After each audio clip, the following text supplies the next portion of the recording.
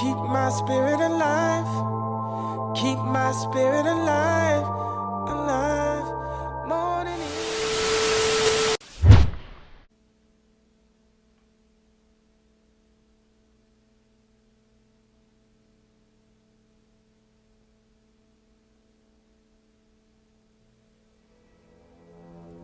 Conspiracy, one of the darkest words in the language of man. Yet there is hardly a single page of history that doesn't partially reveal the deadly eye of conspiracy at work. It was a conspiracy that directed Brutus against Caesar in the Roman Senate on the Ides of March. It was a conspiracy that plotted the betrayal of West Point by Benedict Arnold during the American Revolution. It was a conspiracy that led John Wilkes Booth to the assassination of President Lincoln on Good Friday, 1865. The past record of man is burdened with accounts of assassinations, secret combines, palace plots, and betrayals in war. The tenet of conspiracy has been a dominant force in all history. But in spite of this clear record, an amazing number of people have begun to scoff at the possibility of conspiracy at work today. They dismiss such an idea merely as a conspiratorial view of history. The purpose of this presentation is to show that the conspiratorial view of history, particularly of recent history, is the correct view. That there is a secret and powerful combine at work today, that it constitutes the unseen government of the United States, and that it properly can be identified as the capitalist conspiracy.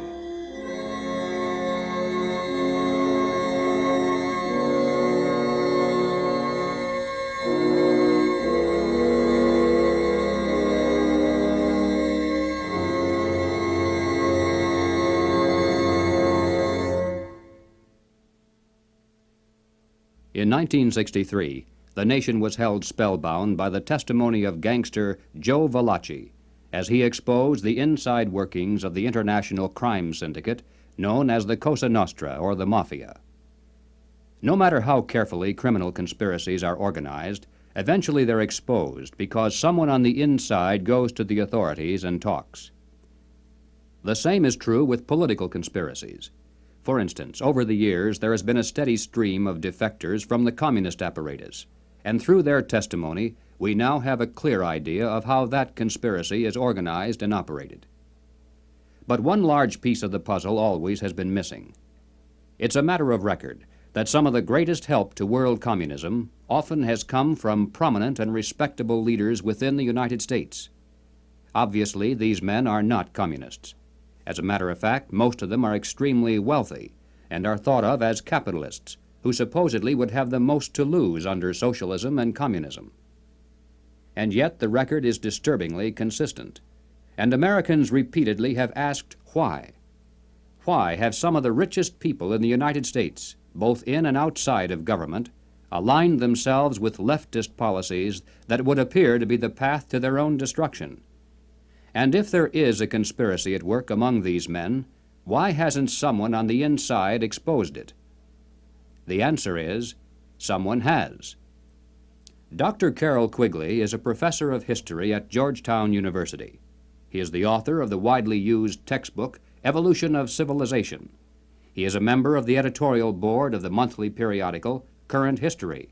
He has been a frequent lecturer and consultant for such groups as the Industrial College of the Armed Forces, the Brookings Institution, the U.S. Naval Weapons Laboratory, the Naval College, the Smithsonian Institute, and the State Department. Dr. Quigley also has been closely associated with many of the family dynasties of the super-rich. He is, by his own boast, an insider with a front-row view of the world's money power structure. When Dr. Quigley wrote this 1,300-page book of dry history entitled Tragedy and Hope, it was obvious that it would never be read by the masses. It was intended for the intellectual elite. And to such a select readership, Dr. Quigley cautiously exposed one of the best-kept secrets of all time. But he also made it quite clear that he was an extremely friendly apologist for this group, and that he fully supports their goals and purposes. On page 950, Dr. Quigley says, "I know of the operations of this network because I have studied it for 20 years, and was permitted for 2 years in the early 1960s to examine its papers and secret records. I have no aversion to it or to most of its aims, and have for much of my life been close to it and to many of its instruments. In general, my chief difference of opinion is that it wishes to remain unknown.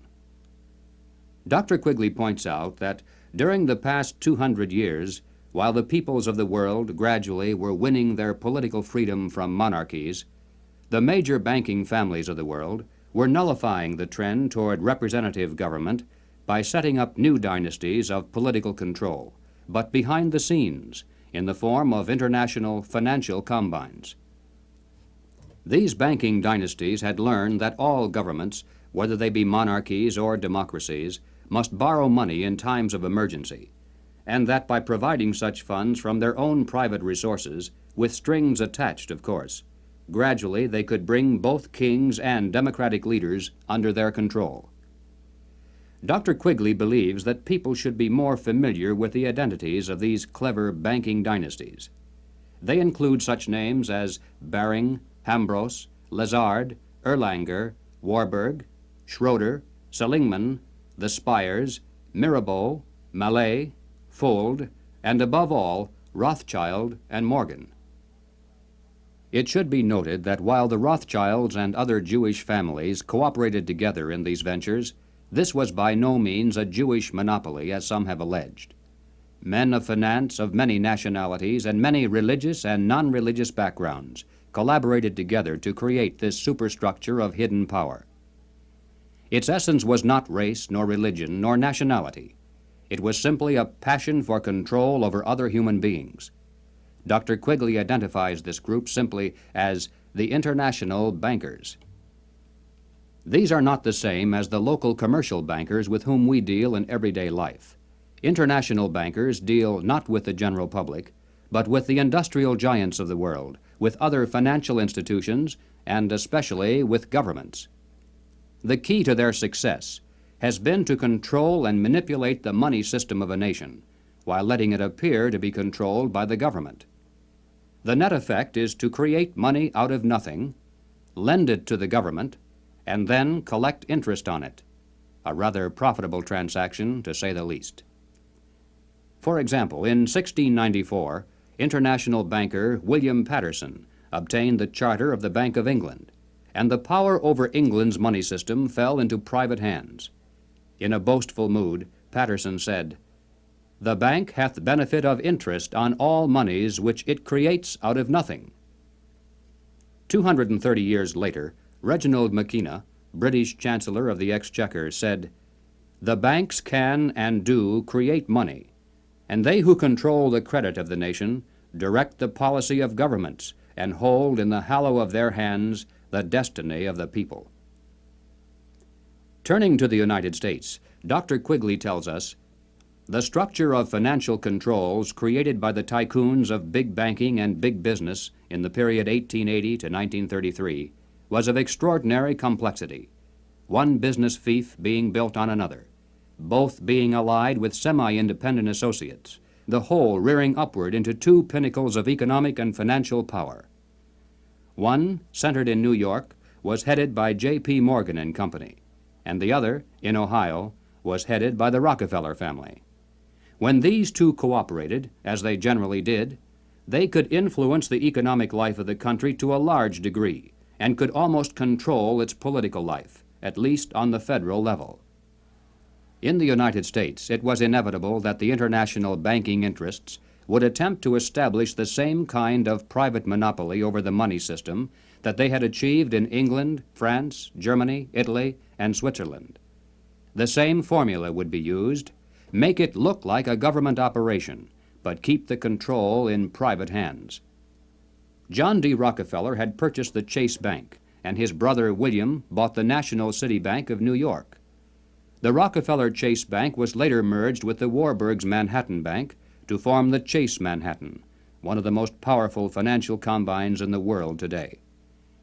Acting in concert with the Morgan banking dynasty, they spent untold millions of dollars to promote legislation that would grant to them a private franchise over this nation's money system. To sell this scheme to the voters, the monopolists created the propaganda line that the proposed banking law somehow would work against the monopolies. Politicians took up the cry, "Banking reform," and "Down with Wall Street." And then, to make it look convincing, the financial tycoons publicly pretended to oppose the measure, all the while financing it behind the scenes. On December 22, 1913, the Federal Reserve Act finally was passed into law. Something known as the Federal Reserve System came into being, and with it, total control over the nation's money fell into private hands. The Federal Reserve System solely is responsible for creating money in the United States. The Treasury prints only what the Federal Reserve tells it to print. The far greater amount of checkbook money is also determined by this group. Yet it is not a government agency and is entirely beyond the reach of the American voter. Technically, the stock of the Federal Reserve System is held by 12 privately owned national banks that make up the system. These, in turn, are owned primarily by the private banking dynasties that work so hard to bring that system into being. By law, the 7 members of the Federal Reserve Board are appointed by the President for a term of 14 years each. In spite of the incredible length of these appointments, nevertheless, they're supposed to create the illusion that the people, acting through their elected leaders, have some voice in the nation's monetary policies. In practice, however, every president since the beginning of the Federal Reserve System has appointed only those men who were congenial to the financial interests of the international banking dynasties. There have been no exceptions. It is now known that the original Federal Reserve Board was handpicked by Colonel Edward Mandell House, who early in his career had represented British and American banking interests. The intimate papers of Colonel House, edited by Charles Seymour, reveal House as the unseen guardian angel of the Federal Reserve System.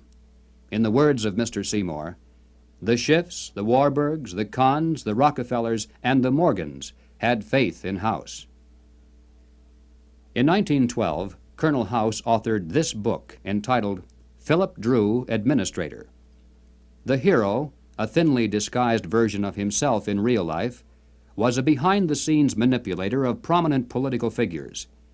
In the disguised form of a novel, the book lays bare the general strategy that has been followed ever since, even to the very present.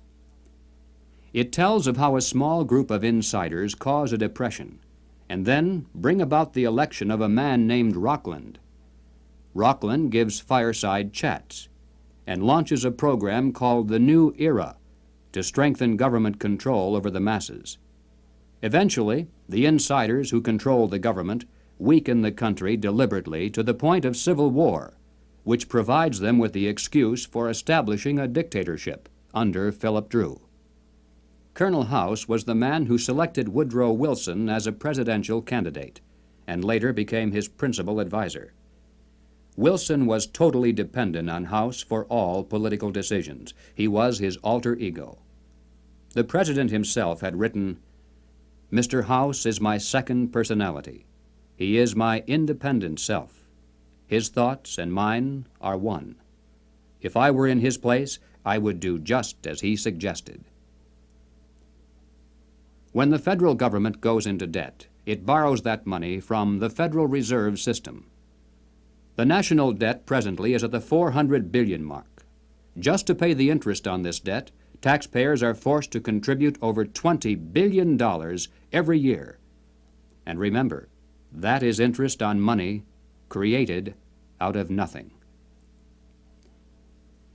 At National Convention time, $20 billion can determine far more politics than all the shouting and placard waving and brass bands combined. And one can only imagine the economic and political pressures that are brought to bear on a candidate seeking public office. Pressures and commitments to make sure that, if elected, the new president will make the correct appointments, not only to the Federal Reserve Board, but also to ambassadorial posts, government agencies, the cabinet, and even the Supreme Court. This is why, through the years, administrations change, party labels change, but major policies do not. In 1870, a wealthy British socialist by the name of John Ruskin was appointed as Professor of Fine Arts at Oxford University in London. He taught his students that the state must take control of the means of production and organize them for the good of the community as a whole. But he advocated placing control of the state into the hands of a single dictator. He said, "My continual aim has been to show the eternal superiority of some men to others, sometimes even of one man to all others." Dr. Quigley tells us, Ruskin spoke to the Oxford undergraduates as members of the privileged ruling class. He told them that they were the possessors of a magnificent tradition of education, beauty, rule of law, freedom, decency, and self-discipline, but that this tradition could not be saved unless it could be extended to the lower classes in England itself and to the non-English masses throughout the world. Ruskin's message had a sensational impact. His inaugural lecture was copied out in longhand by one undergraduate, Cecil Rhodes, who kept it with him for 30 years. Cecil Rhodes made one of the world's greatest fortunes. With help from international bankers, he was able to establish a virtual monopoly over all the diamonds that came from South Africa, and most of the gold as well. Throughout his entire life, Cecil Rhodes spent most of his vast income to promote the ruling class ideas of John Ruskin. Many people are familiar with the world-famous Rhodes Scholarships, which were established to promote the less controversial aspects of John Ruskin's dream. But very few are familiar with the fact that in 1891, Cecil Rhodes established a secret society to promote the rest of that dream. Dr. Quigley explains, in this secret society, Rhodes was to be leader. Stead, Brett, Lord Esher, and Milner were to form an executive committee. Arthur Lord Balfour, Sir Harry Johnston, Lord Rothschild, Albert Lord Grey, and others were listed as potential members of a circle of initiates, while there was to be an outer circle known as the Association of Helpers, later organized by Milner as the Round Table Organization. Here then was the classic pattern of political conspiracies throughout all history. At the center, usually depicted as the all-seeing eye, there is a tiny group in complete control, with one man as the undisputed leader. Next comes a circle of secondary leadership that for the most part is completely unaware of an inner core. They're led to believe that they are the innermost ring. In time, as these conspiracies are built from the center out, they form additional rings of organization. Those in the outer echelons usually are poor idealistic souls with an honest desire to improve the world. They never suspect an inner control for sinister purposes, and only those few who demonstrate a ruthless capacity for higher leadership are ever allowed to see it. After the death of Cecil Rhodes, the inner core of his secret society fell to the hands of Lord Alfred Milner, Governor-General and High Commissioner of South Africa. As director of a number of public banks and corporate precursor of England's Midland Bank, he became one of the greatest political and financial powers in the world. Milner recruited into his secret society a group of young men, chiefly from Oxford and Toynbee Hall. And according to Quigley, through his influence, these men were able to win influential posts in government and international finance, and became the dominant influence in British imperial and foreign affairs up to 1939. Under Milner in South Africa, they were known as Milner's Kindergarten until 1910. In 1909 to 1913, they organized semi-secret groups known as Round Table groups in the chief British dependencies and in the United States. The Round Table group in the United States promptly created an external organization known as the CFR, the Council on Foreign Relations. It is through this organizational ring and then outward, through tax-exempt foundations, universities, and government agencies, that the international capitalist conspiracy has dominated the domestic and foreign policies of the United States for over 50 years. Unless there is any doubt as to who is behind the CFR, Dr. Quigley tells us bluntly, in New York it was known as the Council on Foreign Relations and was a front for J.P. Morgan and Company in association with the very small American Round Table Group. The CFR building is located on the west side of fashionable Park Avenue in New York. Although it definitely is not the center of the conspiracy, and although practically none of its members are aware of an inner control, nevertheless it is semi-secret in its operation. It shuns publicity, and members are sworn not to disclose to the public the proceedings of its conferences and briefings. It has a formal membership of 1,400 elite personalities. In Harper's Magazine of July 1958, there is an article entitled "School for Statesmen," written by CFR member Joseph Kraft. Kraft revealed that one of the chief architects for the CFR was none other than Colonel Edward Mandell House. At the time of writing this article, Mr. Kraft boasted that the CFR membership even then included the President, the Secretary of State, the Chairman of the Atomic Energy Commission, the Director of the Central Intelligence Agency, the Board Chairman of 3 of the country's 5 largest industrial corporations, 2 of the 4 richest insurance companies, and 2 of the 3 biggest banks, plus the senior partners of 2 of the 3 leading Wall Street law firms, the publishers of the 2 biggest news magazines and of the country's most influential newspaper, and the presidents of the Big 3 in both universities and foundations, as well as a score of other college presidents, a scattering of top scientists and journalists. The CFR, from behind the scenes, has dominated this nation for decades. CFR members include top executives and journalists for the New York Times, the Washington Post, the Chicago Daily News, Harper's, Look, Time, Life, Newsweek, U.S. News and World Report, CBS, NBC, MGM.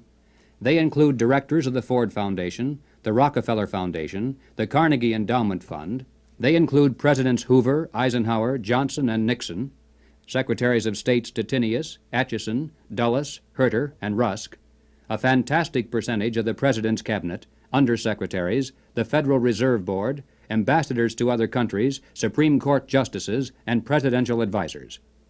The average American has never heard of the CFR, yet it is the unseen government of the United States. It's a sobering fact that the hidden power structure of international finance has exerted tremendous influence over public opinion in this country through its virtual control of higher education and major segments of mass communications. The human mind is like a computer. No matter how efficient it may be, its reliability is only as great as the information fed into it. If it is possible to control the input of the human mind, then no matter how intelligent a person may be, it's entirely possible to program what he will think. And yes, it's even possible to program people to laugh at the mere mention of the word conspiracy. Such programming, of course, can work in both directions. While one group has been conditioned not to see any conspiracy at work, another group has been led to believe that communists have been behind practically everything, a position easily made to look ridiculous. These well-intentioned anti-communists have been correct in their charge of conspiracy, but incorrect in knowing who to blame. As far back as 1907, Trotsky was financed by British bankers. By 1917, the major financing for the communist revolution in Russia was coming through Lord Alfred Milner, the leader of that inner core within the Roundtable groups and the CFR. In America, Jacob Schiff of Kuhn, Loeb and Company gave $20 million to Trotsky. From Germany, millions more came from Max Warburg. The communist movement, not only in the United States, but around the world, always has been financed by the international banking establishment. Dr. Quigley explains why the establishment has never greatly worried about the communist movement in America. He says, "It must be recognized that the power that these energetic left-wingers exercised was never their own power or communist power, but was ultimately the power of the international financial coterie." In the 1950s, when the public became aroused over evidence of communist subversion in the federal government, it was a simple expedient to have a promising young congressman from California dramatically expose one communist agent. The establishment press gave it extensive coverage, the public was placated, and the obscure congressman became a national hero almost overnight. But when Congressman Reese of Tennessee began to investigate the link-up between Alger Hiss, the Carnegie Endowment, the Morgan Bank, and the interlocking tax-exempt foundations, the establishment press and the administration moved mightily against him. The pressures were so great that he was forced to abandon his investigation, and no one has dared to try it since. After a man has far more money than he possibly can spend for pleasures, what is left to excite him? For those with a ruling class mentality, the answer is power, raw power over other human beings. Money can buy such power only to a point. Beyond that, politics is the sport, and world politics is the ultimate game. For the purposes of this presentation, we have referred to those in the international power structure as capitalists. But these men are not really capitalists in the classical sense. They are merely rich socialists. They have gained their vast wealth not through honest competition and free enterprise, but by political influence and favoritism, the granting of government protection to eliminate competition, and by gigantic fraud of the money system, backed by government force. These men are striving to create a world superstate, with the expectation that from behind the scenes they will be the ones who will rule. Not free enterprise capitalism, but big government is the conspiracy's life force. World government is its ultimate goal. But what is the best way to sell big government and then world government to a people like ours, historically devoted to an independent republic of limited powers? The answer is simple. In revolutionary literature, the tactic is known as pressure from above and below.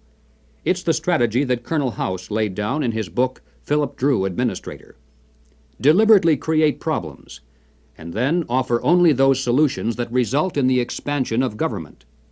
Create conditions so frightful at home and abroad that the abandonment of personal liberties and national sovereignty will appear as a reasonable price for a return to domestic tranquility and world peace.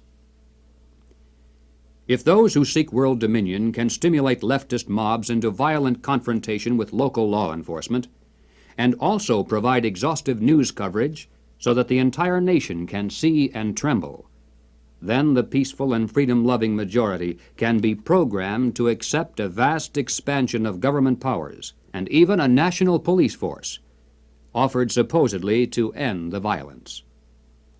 If those who seek world dominion can raise the specter of an enemy armed to the teeth with superior atomic weapons on the verge of launching a nuclear holocaust, and also offer world government as the prevention, then millions of Americans can be programmed to accept the loss of national sovereignty as our last best hope for peace. This is the meaning of pressure from above and below. To put over police-state measures at home, they need chaos, crime, and anarchy in the streets. To sell the idea of world government, they need the constant threat of nuclear war.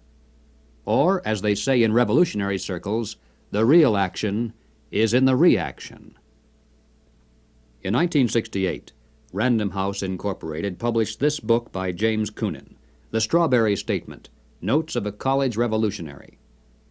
Coonan carries the usual New Left credentials and is a classic example of the extent to which a highly intelligent mind can be programmed by the establishment into thinking that it is acting against the establishment.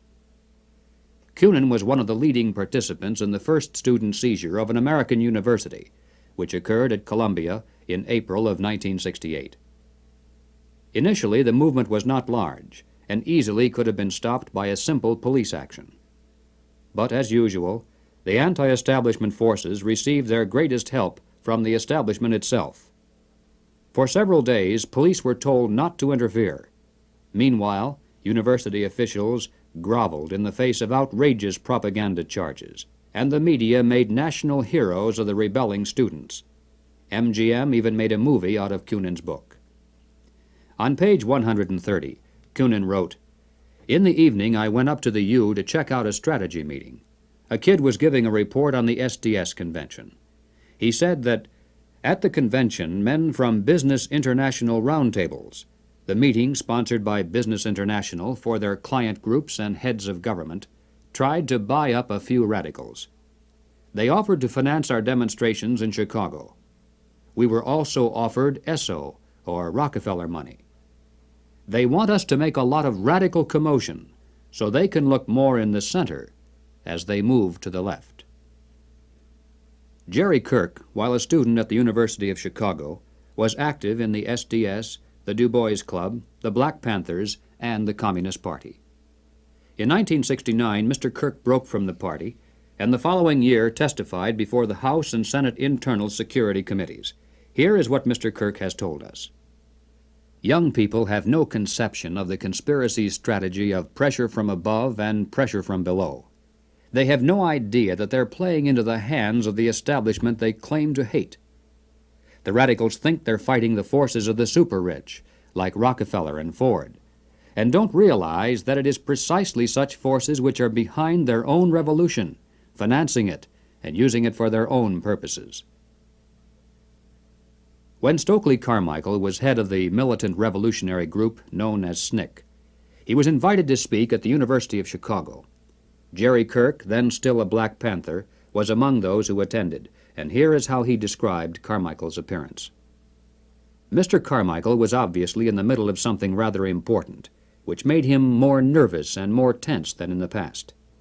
He started speaking of things which he said he could not have said before because his research was not finished. He spoke of the false consciousness of many blacks who believed the Jews were the instrument of oppression of blacks. And he made note of the fact that even though many Jewish people, for example in New York, own quite a bit of land, one must understand that the overwhelming percentages of mortgages in Harlem was owned not by Jewish people, but by Morgan Guarantee Trust, the Morgan family, and Chase Manhattan Bank, the Rockefellers. He repeated the line from the song he liked so well. "Something is happening here, but you don't know quite what it is, do you, Mr. Jones?" What he was getting at was that the Jews were simply one strata of society who are themselves being oppressed by people who were much richer and much more powerful. In the agencies of this power, he cited banks, the chief among which were Morgan Guarantee Trust and Chase Manhattan, and the foundations connected with these monoliths. It was not long after this that Stokely Carmichael mysteriously was ousted from both SNCC and the Black Panthers. Apparently, he had learned too much. More and more young radicals are beginning to wake up to the fact that their entire lives have been carefully programmed by the very people who are their hate symbols. They're beginning to realize that their so-called anti-establishment outlook actually is the calculated product of the establishment press, the establishment communications media, the establishment entertainment industry, the establishment schools.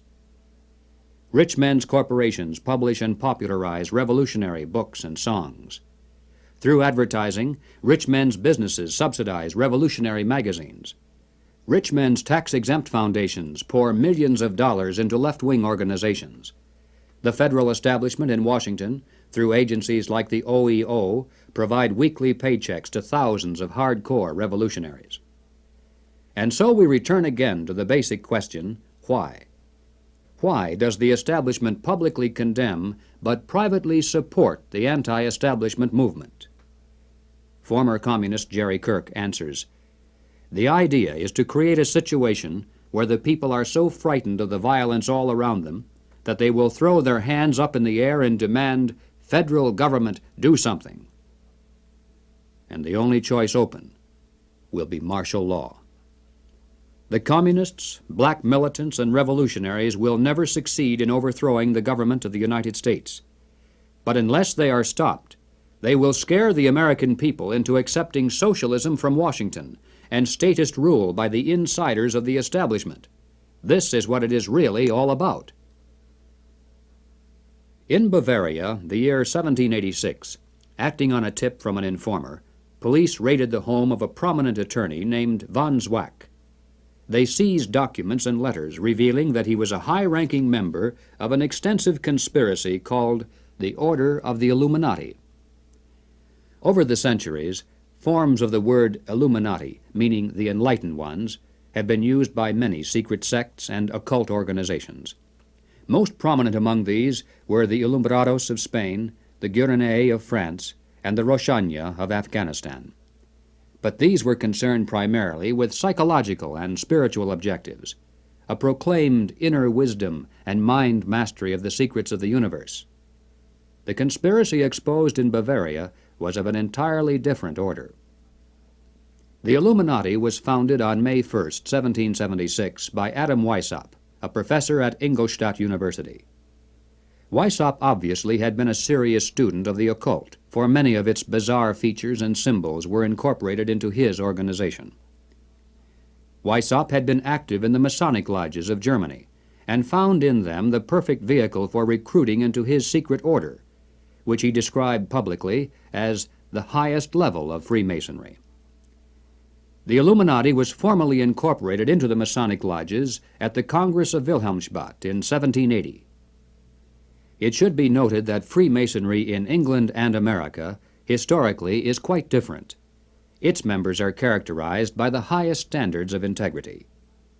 Nevertheless, it is a fact that from 1780 on, the Illuminati did flourish as a parasite on the highest levels of the Masonic movement in Europe, especially the Grand Orient lodges of France. There were 8 conspiratorial rings within rings, advancing from the outermost novice inward to Rex, or king. The king, of course, was Weishaupt himself, who had adopted the code name Spartacus. Those in the outer rings were told that the grand purpose of the order was to make of the human race, without any distinction of nation, condition, or profession, one good and happy family. But by the time the member had advanced to the level of presbyter, or priest, his oath of absolute secrecy and obedience had become deadly serious. Only then was he allowed finally to see the ultimate goal of the order. It was the destruction of all religion, replaced by the worship of reason, or humanism, and the destruction of all independent governments, replaced by a new world order, a world government ruled from behind the scenes by the illuminated ones. Needless to say, most members were never allowed to see these goals.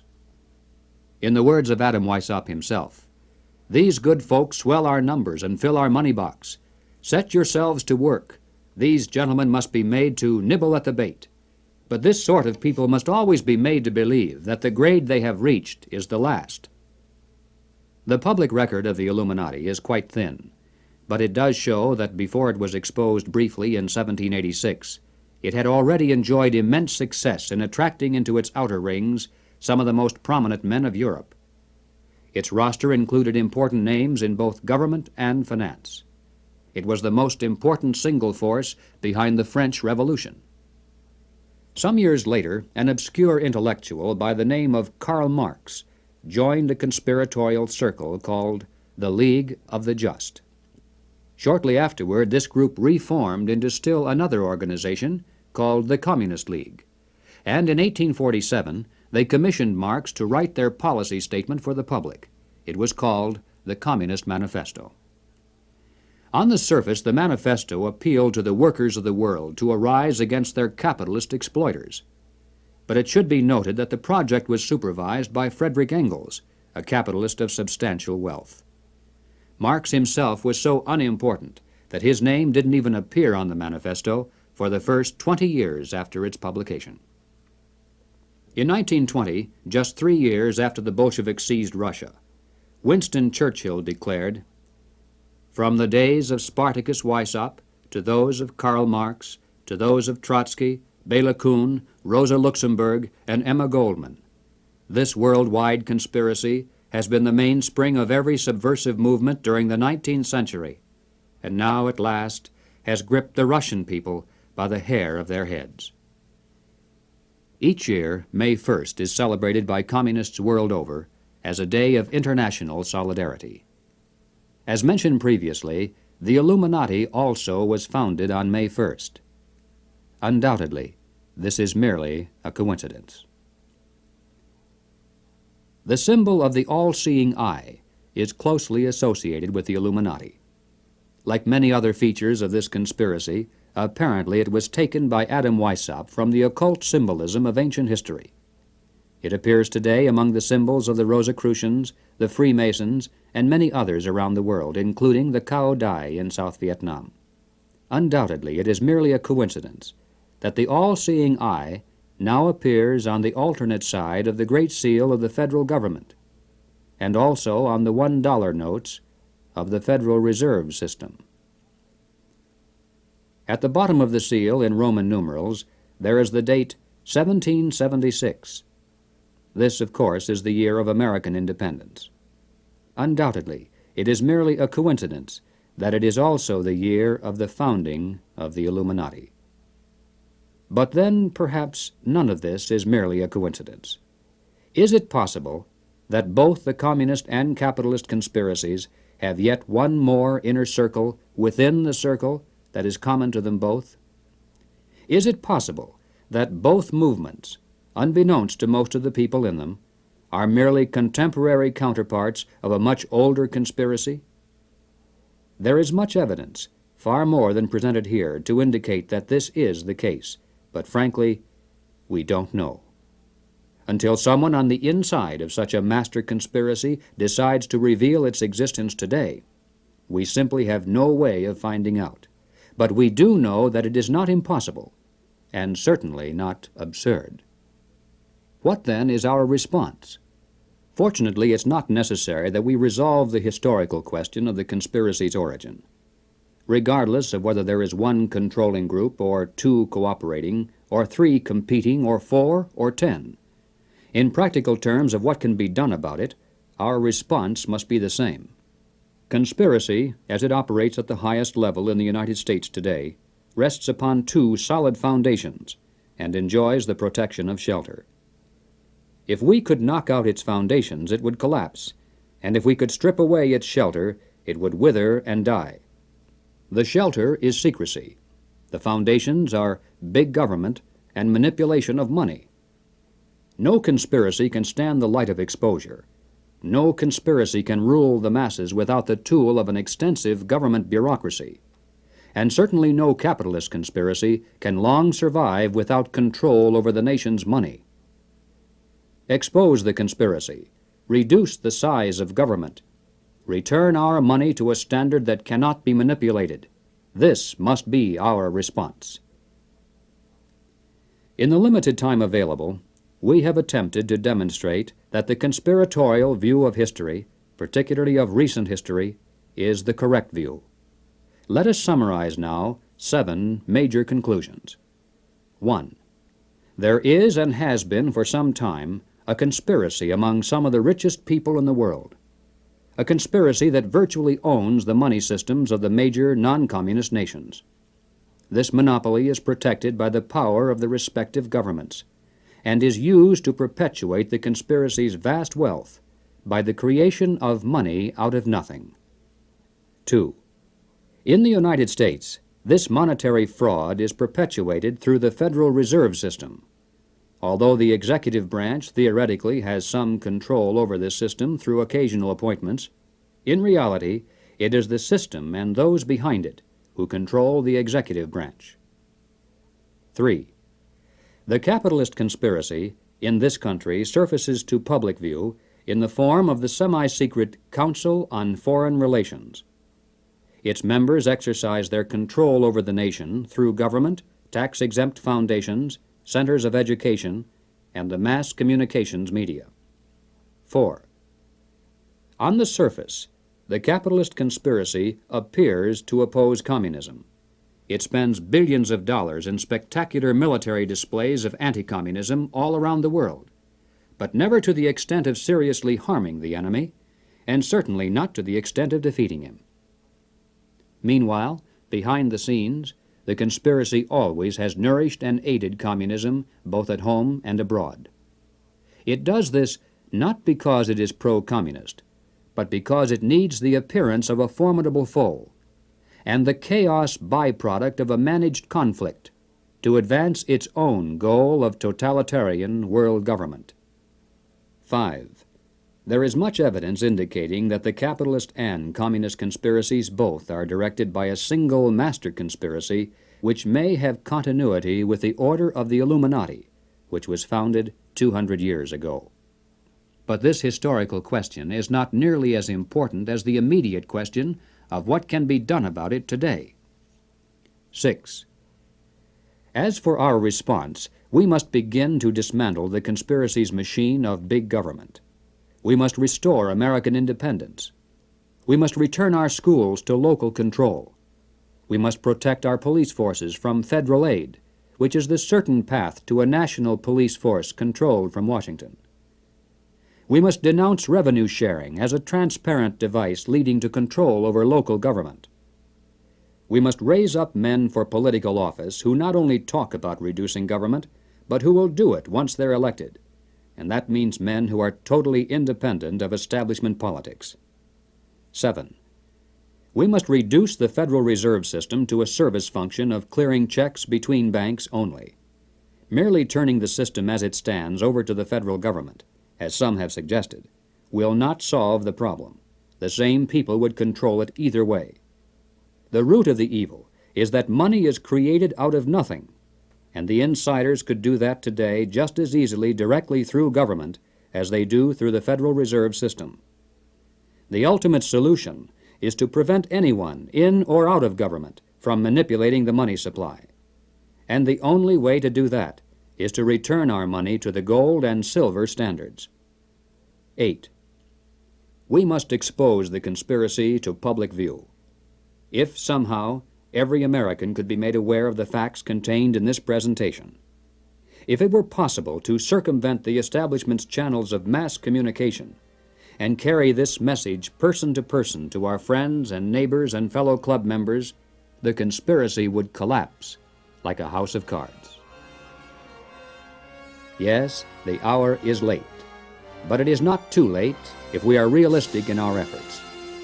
As Americans, we can still speak out without fear of imprisonment. We can still join together into patriotic groups to multiply our effectiveness. We can still challenge the establishment's candidates. We still retain that remnant of power to regain control of our own government. With divine guidance and with your help, it can be done.